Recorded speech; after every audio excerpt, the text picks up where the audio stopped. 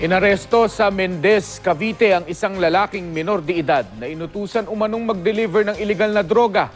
Ayon sa NBI, bukod sa gumagamit na raw ng mga minor de edad na drug courier ang mga sindikato, naglilipat na rin daw sila ng supply ng shabu mula Laguna patungong Cavite. Makibalita tayo kay Jan Consulta.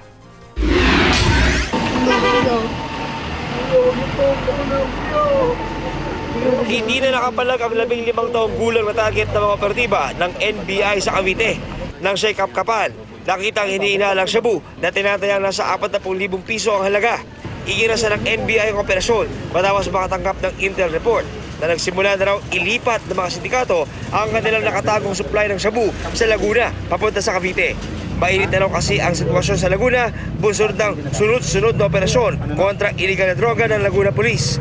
Nakasuot ng Duterte t-shirt ang binatilyo para umano hindi paghinilaan. Sinasadya nilang gamitin itong mga minors para i-circumvent itong batas ng tungkol sa mga minors. Okay, sir. Pag nahuli, hindi pwedeng ikulong? Hindi basta pwedeng ikulong. At para hindi raw halata at maging mainit sa mata ang kanyang galaw, sinadya raw ng suspect na ibiyahe ang droga sa pamamagitan ng pagsakay ng bus at jeep. Ang ama ng nahuling minor de edad, nakakulong ngayon sa New Bilibid Prison dahil rin sa droga. Pero hindi raw nahinto ang operasyon nito. Idala ko lang daw po yun. Yung ano? Yung droga po, kuya. Iyan ang siguraduhin natin na hindi naman tayo dito maging tapunan ng droga rito.